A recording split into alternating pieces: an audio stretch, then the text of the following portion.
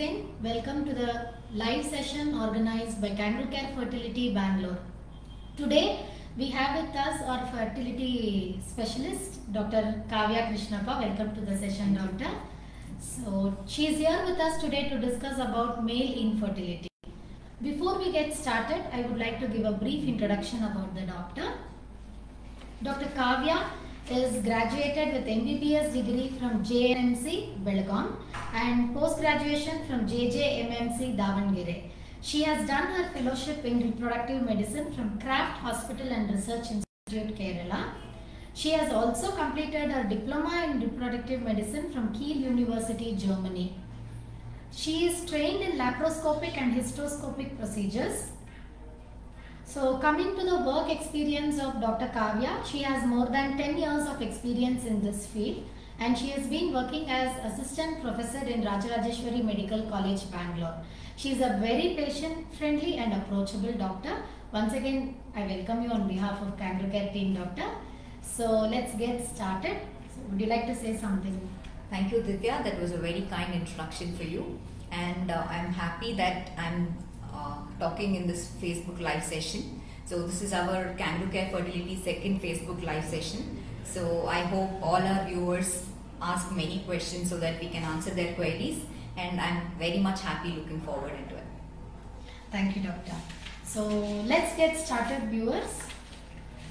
Doctor, what is the importance of male factor in fertility? Okay. To start, if we talk about infertility, it's not infertility as many people think. They only think about the female factors. But to be frank, to tell the exact values, when you talk about male fertility, male infertility, the male factors which contribute to the fertility, almost up to, you can say, about 20 to 30% also will be male factors alone. And together with the combined female and male factors, the rest again, somewhat 20% will be added. So if we have to concentrate on the male, almost 50% of the factors will be contributing to the infertility factors with respect to the male. So we have to evaluate them and treat them accordingly depending on what the things are. Okay. So what are the most common causes of male infertility? What could be the causes? Yes. So coming to the most common causes, usually what we see is the semen abnormalities. Probably when we do like the semen abnormalities, we do a semen analysis. That's one of the first and foremost. So when a male comes to us, when a couple comes to us, so when a male comes to us, we ask about the history, we ask about various operations, whatever they have undergone, if childhood any infections have happened, and what complications they would have undergone. All these things we ask, and then we get the first and basic investigation that we get is like a semen analysis. So in the semen analysis, we usually concentrate on how much volume of the semen that we get. We look into the sperm parameters such as the motility, the count, and how much progressive motility we have, how many motile sperms as in the live sperms are there. So all these factors we look into it. This is somewhat the basic things that we do. Okay. So doctor, now that you spoke about semen analysis, could you throw some more light on semen analysis and semen abnormalities? Okay. Coming to the semen analysis, we usually ask the person to give the ejaculate sample after a masturbation. Ideally, it has to be done in the lab itself. Some people who are not very much comfortable doing it in the lab can do like a home collection and then get it to us. But the gap has to be like between the ejaculations, minimum of 2 days, maximum what I would suggest is like about 5 days. And we give a detailed description as to how exactly the semen has to be collected, and in a sterile, clean container which will be provided by the lab, that has to be given to the couple. The husband will collect it in it and then provide it to us.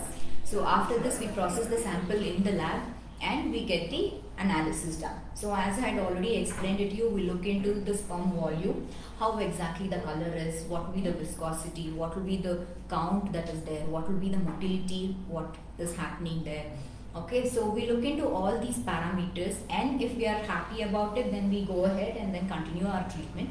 If there is some abnormality, say the count, we usually take like more than 15 million as normal. So if it is very less or something, so we have to look back. If possibly if the husband has had some infection in the past, say 3 months also. So we are going to, repeat the semen analysis again and then look into it. So if there is an abnormality, we are not going to directly pinpoint and then tell that, it is oligospermia, that is count less than 15 milli.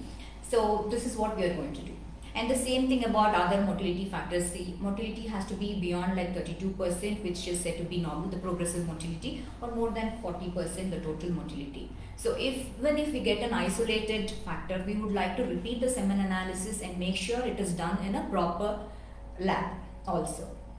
Okay, that was quite informative, doctor. Thank you. So we have one query from one of the viewers. Why male infertility occurs very frequently nowadays? See, as I told you, there are a lot of factors which come into male infertility. Nowadays, the couple, as you see, are not getting married very early, one thing. And they are delaying pregnancy for a lot of factors. Maybe they want to settle down financially, or they just want to spend time with each other for, say, about 2 to 3 years. And all these with our environmental factors and their lifestyle factors, such as like, smoking, drinking, and the psychological stress. See, all the stresses. They continue, especially in Bangalore. To be frank, think about traffic stress and your work stress and probably stresses at your house. Everything has an additive factor in this. Right. So on the whole, put together with a couple, like both the male and the female, infertility has been on the rise. Okay, so I was about to ask you that what could be the factors. You have answered before that. So now let's move on to the next question.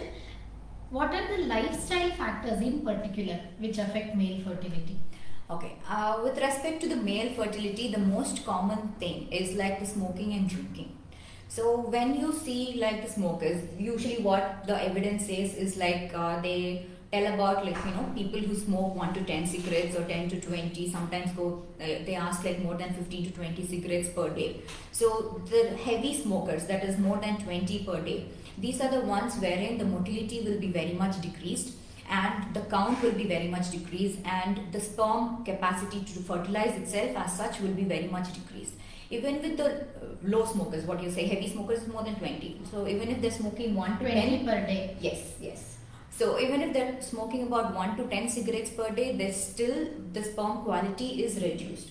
Okay. So in this, what happens is basically there are certain oxygen-free radicals which are released. So this causes about change in the sperm capacity. All the sperm parameters will be deranged, and also there is something called a sperm DFI.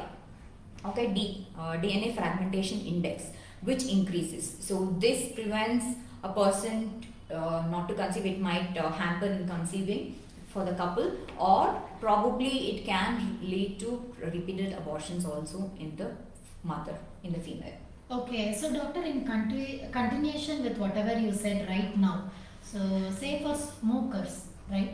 So male infertility is one part, but once conception goes well, they deliver a baby, everything goes well, is there any implications on the baby? See, I'm very happy that you asked this question. We usually, when we talk about the smokers, we only think about the active smoking. That's the person itself, the husband is smoking. Mm-hmm. But what about the passive smoking? What effects does it have on the mother? Okay. Evidence shows that, or even we have seen that, even if the person is smoking, the mother is also affected. So as I had already told you, there are sperm parameters, everything is deranged. They have trouble in conceiving itself. Also added to this, the implantation rates itself in the mother. So even if the embryo is formed, it will not get implanted in the uterus because of the passive smoking also.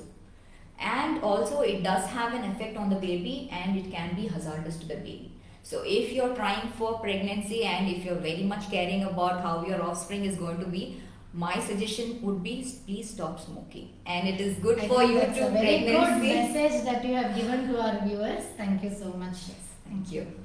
So next question is, are there any surgeries affecting male fertility? Okay.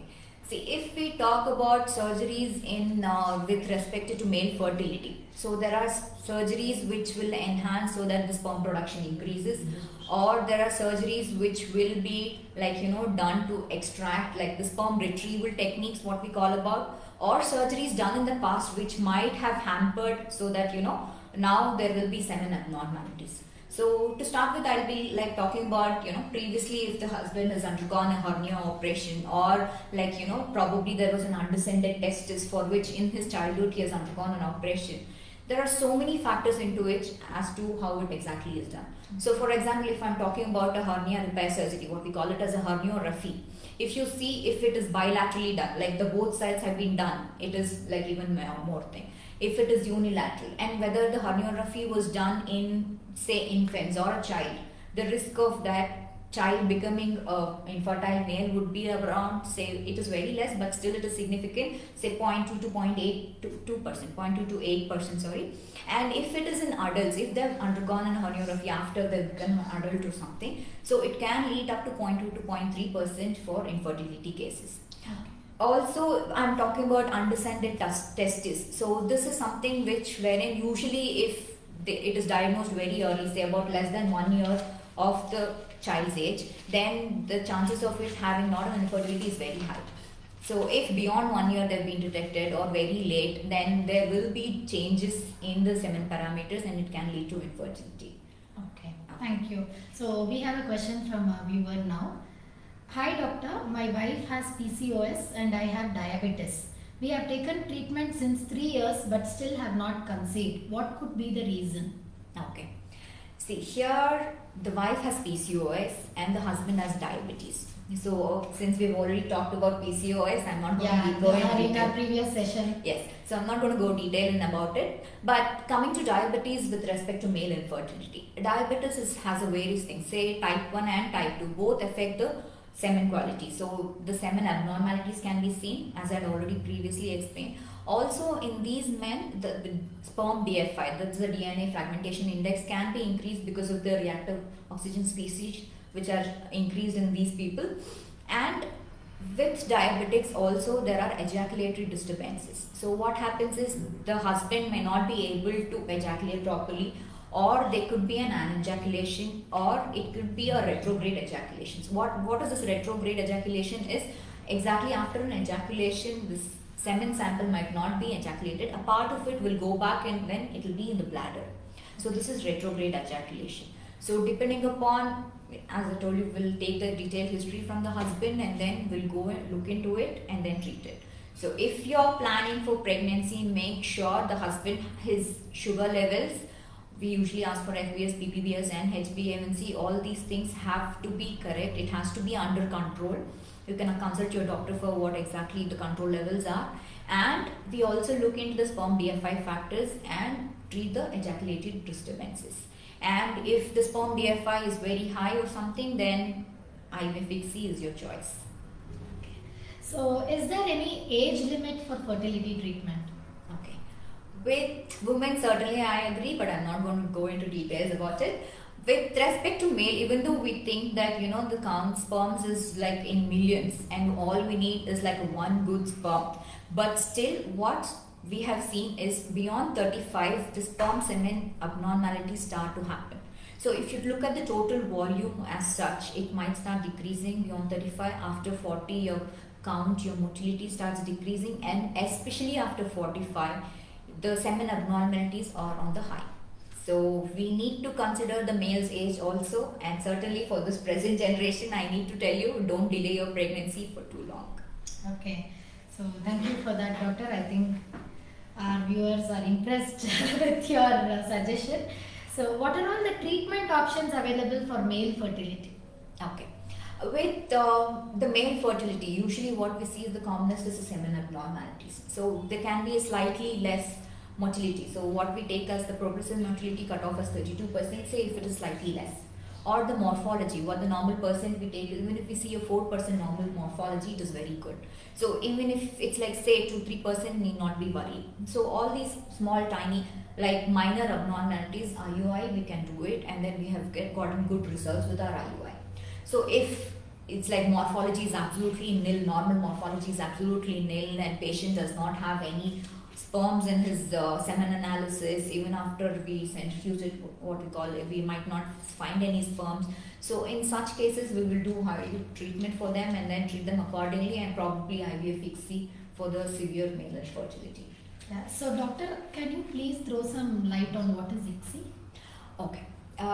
If there are severe male abnormalities and in the male infertility, we will do something called an ICSI. Here, the couple as such, they are counseled, and the female has to take hormonal injections, so we get maximum number of eggs. This will go on for 10 to 12 days, and we take the semen sample from the husband, and we process in the lab, and we select the depending upon the factors, we do run them into tests and everything, and we select the particular sperm which is supposedly the best and most active, and we directly inject it into the egg. That is the ovum, what we call it. We directly inject it into the egg under the microscope. So this is called ICSI. So with respect to male infertility, in severe male infertility especially, the sperm might not be able to fertilize the egg itself. So we are helping the couple so that, you know, we skip this part and then we directly do the insemination. We do the ICSI so that, you know, we get a very good embryo which will implant, and then we can transfer it to the happy couple so they have a healthy baby. Okay. So here's a very interesting question for you. Hi doctor, my husband works abroad and I have to stay in Bangalore. We want to try for pregnancy. What can we do? Okay. See, first and foremost, you have to talk to your husband, telling that what is important for you in your life. Probably he will come down and you guys try naturally. So that will be my first suggestion. Or probably leave everything, whatever you're doing, you please go stay with your husband. That would be my first suggestion. But that's great. But alas, it's not as easy as I told you. Probably the woman is working here and her husband is working abroad, and especially with this COVID situation, you don't know when suddenly the lockdown will happen, and then they might not be able to come down or something. And some of the countries have put a red flag to India telling that we cannot go abroad, right? So in such cases, what I would suggest is, if your husband is here or something, so you could probably get him evaluated, let him get a semen analysis. If everything is fine, we can store the semen sample. So the sperms are what we call it a cryopreservation. Sperm freezing can be done. So don't worry about the results of it. It is almost equal to as though you are having like the same semen sample. It is nothing like very much different. So we can do even IUIs with it, or if the couple needs an IVF ICSI cycle. So many of our patients have actually cryopreserved their semen sample. The sperms have been cryopreserved. The sperms have been frozen, and then we have been, you know, we thaw it and then we have used this for ICSI. So pregnancies have been occurred following this. So probably you have to sit down and talk to whatever you want and then go accordingly. So we have options. Yes. You have given a very positive response. True. See, you just have to tap on your options. That is all required. Thank you. So another query for you, doctor. My relative has been told that he doesn't have semen in his sample. What are his options? I think it's a correction. I think sperms are not there in the sample. Semen as sample is a different thing. What we call it azoospermia. So probably they don't have sperms in the semen sample. So this term is called as azoospermia. So with only one semen analysis, we will not come to a diagnosis. Probably looking into all the factors, I will take a detailed history and I will repeat the semen analysis. That's the first thing I would do. And then again, it has to be properly thorough, how the collection was done, where exactly it was done, how many days of abstinence they had given, and which lab it was done. So all these things are crucial factors. So you need to look into it very detailedly. Okay. And then comes to azoospermia. So once the semen sample comes to us, what we do, we centrifuge it in our labs, and then we look into it again. If we can get, you know, we see a few more sperms. In that case, if we see, it's called as a cryptospermia. So even in such cases, we need to diagnose as to whether they are obstructive or non-obstructive azoospermia. Probably obstruction is somewhere, you know, there is a block. Okay, for the semen to come, and then it has to be ejaculated. So the sperms do not have that pathway to come. So this is called obstructive azoospermia, and the other is obviously non-obstructive. So the commonest is what we call it as a non-obstructive azoospermia, which accounts around 80 to 85%. Then 15 to 20% is obstruction. So if there is an obstruction, it is easy for us. We diagnose as to where exactly the obstruction is. So sometimes congenitally, there can be a bilateral obstruction in the vas deferens, which can be treated by our surgeons, urologists, okay.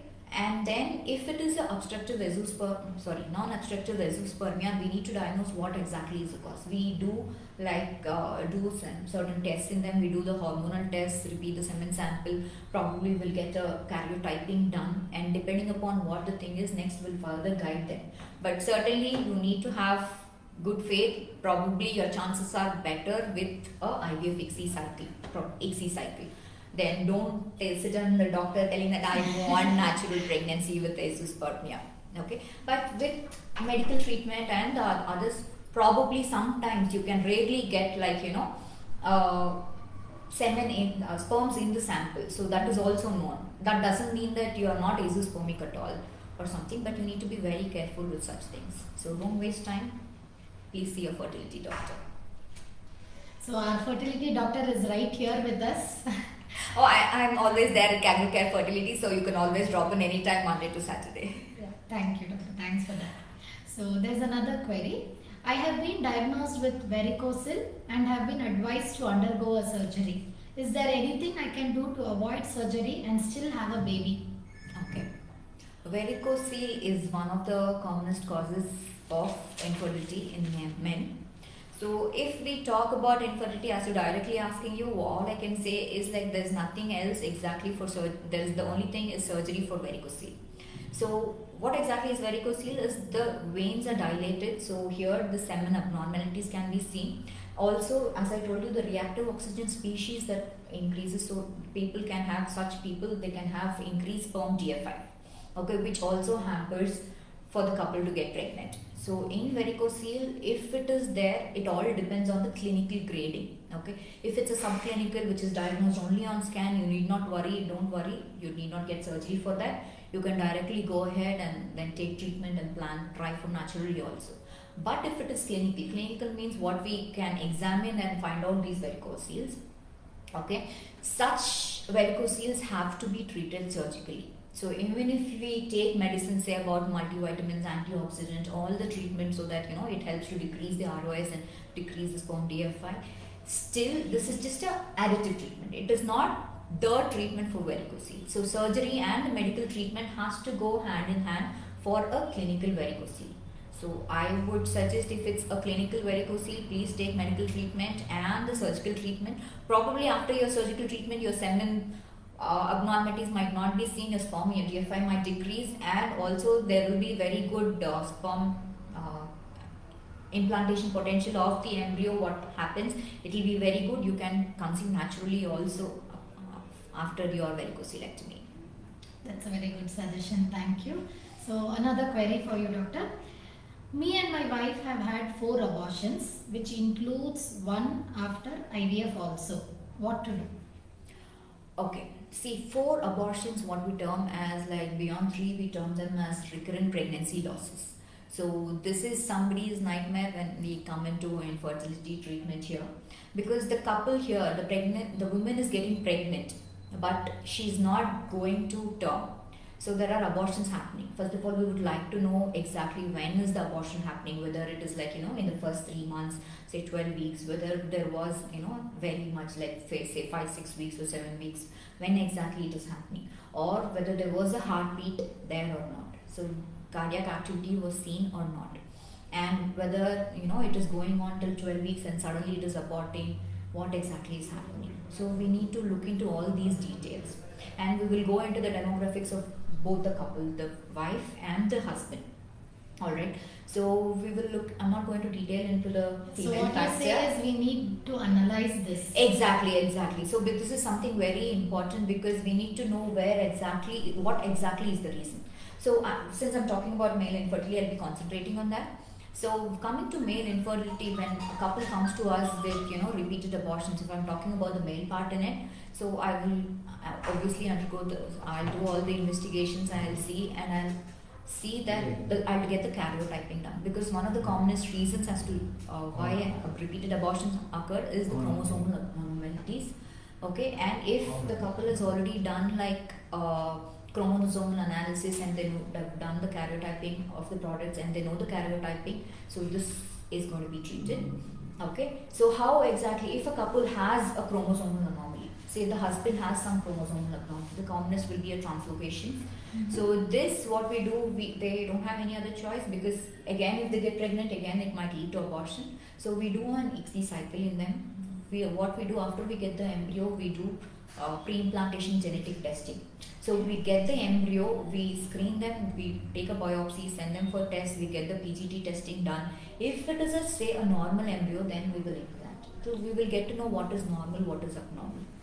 Okay, so this is one of the commonest causes, and again, as I had told you, sperm DF5. So if it is very high, we need to see why exactly the sperm DF5 is increased. Probably varicose was there, or any other reasons. We need to treat it medically and surgically, and then go ahead and treat it. So if repeated abortions, I would do IVF ICSI and then look into it. And there are so many other treatment that we give post pregnancy. You need to analyze the Yes, couple, you need it's to meet them. I mean, in challenging general, they thing. have to meet fertility specialists. They have to. Okay. So one last query for the session today. Hi doctor, me and my husband have been trying to get pregnant for last 2 years. No pregnancy yet. My husband does not want to come to the hospital. What should I do? Okay. See, it's like husband does not want to come to the hospital. As I had already explained, husband plays a very important role in male infertility if the couple are infertile, because they contribute almost up to 50%. Okay, put together everything, all the factors put together for 50%. So nowadays it's even better, because we have like online consultation, we can do a video consultation as one, or you can take all the history and come to us and talk about your husband, whatever their difficulties are. And if they are not comfortable talking to a female fertility specialist, we have our male andrologist also. The couple can, probably the husband can directly and go talk to our male andrologist and get counseled by them and then get treated accordingly. And worst case scenario, if the husband does not want to do anything, probably will get all the history from the wife, and the wife itself can take the semen sample from the house, get it done, get it tested in the lab. And further things, as I told you, we always freeze the semen sample, or if required, we can get the semen sample, do an IUI or ICSI, depending upon what exactly the treatment is. So nothing is impossible, if you ask me. That's a very positive statement that you have given us, doctor. So thank you so much for being with us here today. And I think this session was quite informative, and you have thrown light on male infertility. So thank you so much for being with us. Anything would you like to? Thank you, Vidya. Thank you for making my job easier. So I hope the viewers are very happy with whatever I've answered. So, and I would Definitely. Thank you so much. And I would like to thank Kangaroo Care Fertility for providing me such a opportunity to talk to my viewers directly and answering their queries, whatever it was. And I would like to thank our CEO, Dr. Shekhar Subaya, and my colleague, Dr. Divya, and all our faculty right here in Kangaroo Care Fertility. And thank you, Vidya, for making my job so much. Thank you. Glad being here. Thank you, viewers. Thank you, and see you. Bye-bye.